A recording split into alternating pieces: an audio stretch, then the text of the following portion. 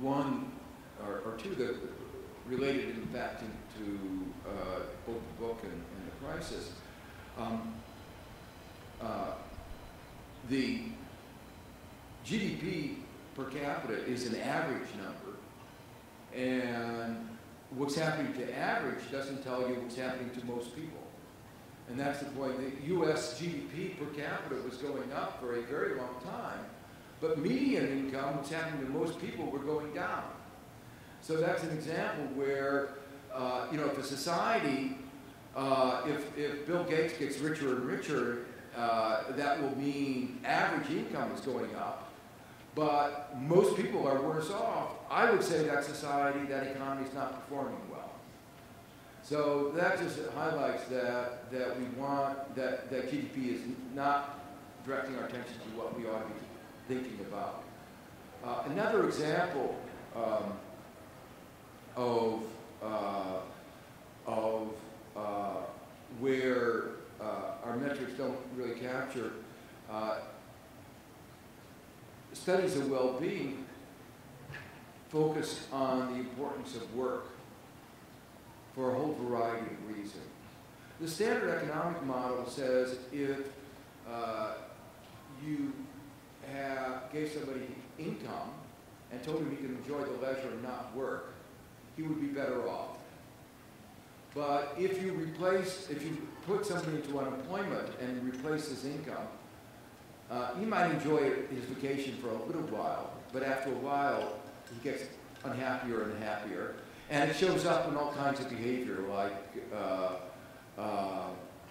marital problems, family problems. So work is actually a very important part of people's lives, which our models don't really incorporate in an effective way. And so studies in that, so any real metric of well-being would have to talk about the nature of the workplace and work. It's very clear that before the crisis, even in terms of standard measures, our GDP wasn't measuring what was going on. Just to give you two examples, 40% of all profits were of all corporate profits were in the United States, were in the financial sector. And we now know that those numbers were all phony. They were all made up. So 40% of all the profits were a phony number. As another example, 40% of all investment was in real estate. And real estate was based on bubble prices. And those two were, in a sense, not real numbers relative in the way that, they were market numbers, but those numbers didn't reflect anything real underlying it.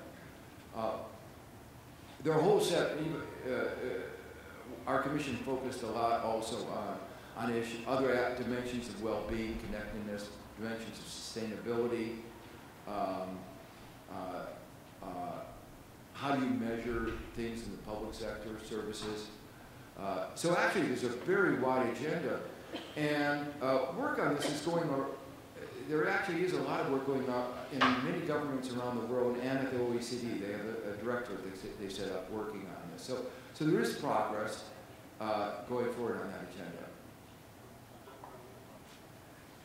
We need to speed up a little bit, both the question and also the answer. I mean, it's animal spirit, but time bound, so please. Okay, hi, my name is Philip. I'm a PhD student here, and my question is about expansionary monetary policy as a cause of inequality, and you haven't touched on that really yet.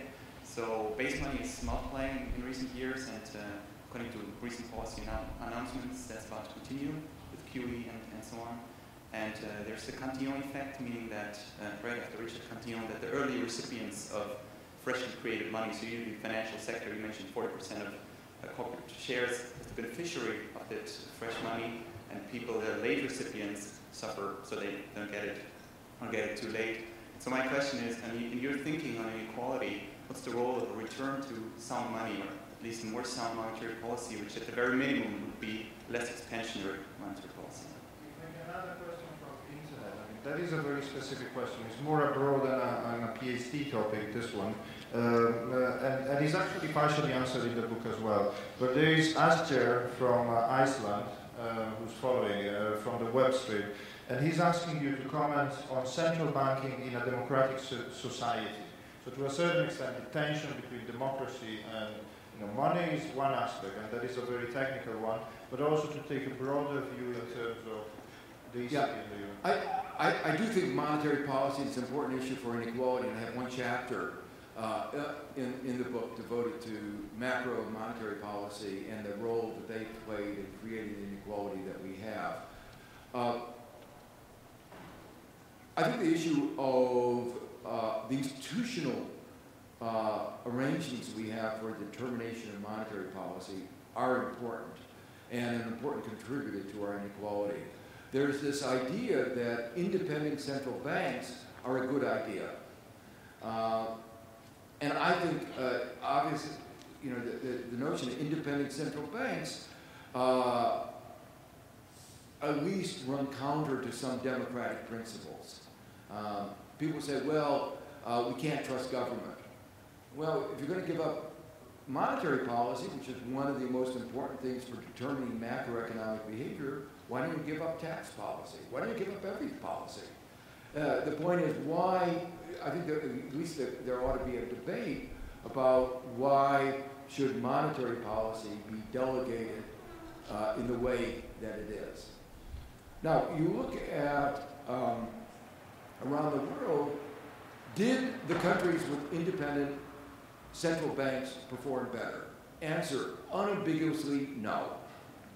At the center of the controversy, of the failure, were U.S. and Europe, both independent central banks.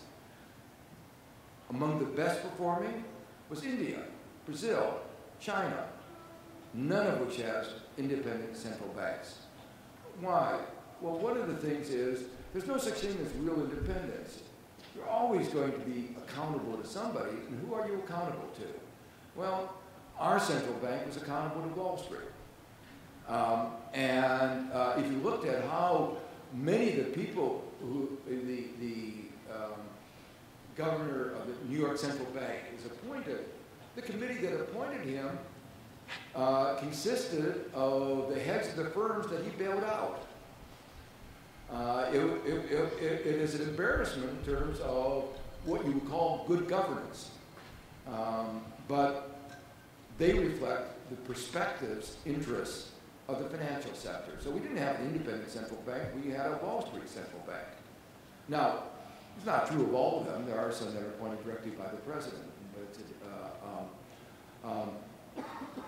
And there have been some improvements in the governance under Dodd-Frank.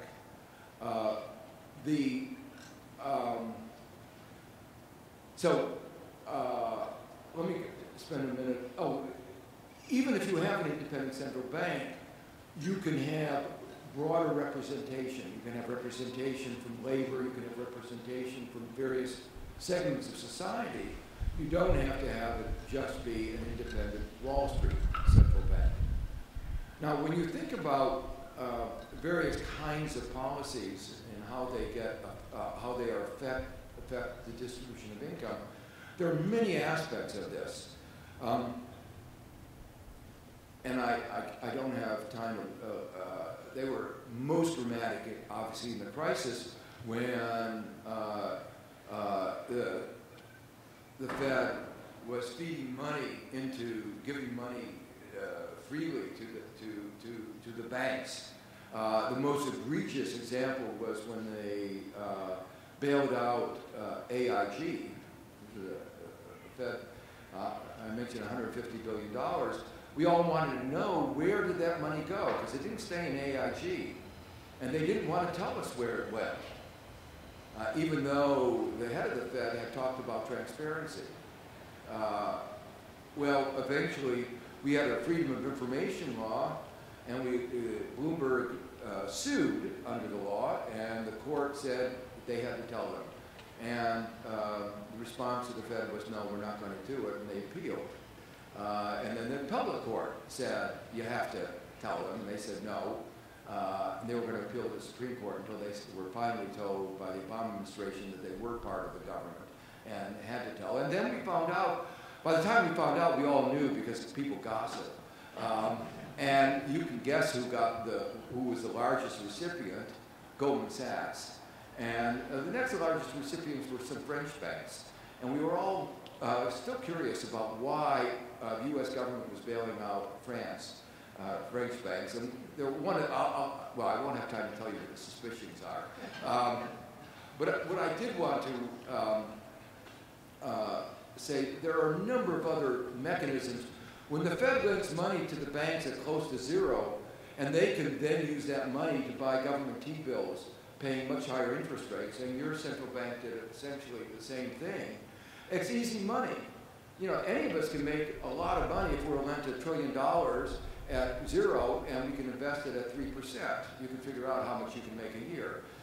You don't have to be a genius to do that. But interestingly, our bankers awarded themselves bonuses for the profits they made because they make so much money that year from that very ingenious way of doing it. Now, this does take some ingenuity to have that kind of influence with the central bank. So I guess it was with political influence for which they were getting rewarded, not for their economics. I think it's very difficult now because we are having 3 questions and we literally have almost no time. So let me say this. I mean, this is just the beginning of a conversation in the sense that we saw it with YSI as well. I mean, it's a platform and there is a flyer. You can take it. You can find it on Facebook. We can talk briefly later. I mean, talk with Jay and we did the introduction. There will be a short moment in which you could talk with Stiglitz.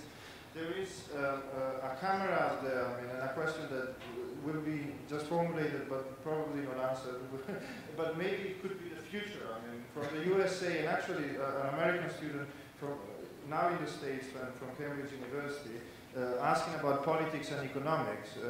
To a certain extent, they used to be unified political discipline. And should they stay back together? I think the book partially responds to the economics and the politics. I mean, so I think, shall we just take the final question, then I wrap it up. Okay, my name is Bettina. I have just a short question. Many Germans worry about the high costs of the Eurozone. Do they have to worry? What do you think? Well, I think when the Eurozone was created, most economists outside of Europe thought it was not an optimal currency area, and that you had not created the institutions that would make it work. And the view was that it would work okay as long as nothing happened. Actually, even while nothing was happening, things were happening. You were creating imbalances that would eventually be a problem. But when a crisis happened, as happened in 2008, the question was, would it be able to work? And the answer, I think the forecast was no. And that's actually turned out to be the case. Now you have a problem.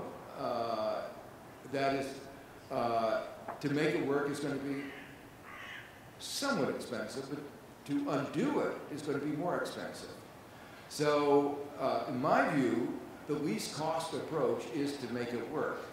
And that is going to require dealing with the legacy of debts, restructuring, which will mean one way or another mutualization of the past debts.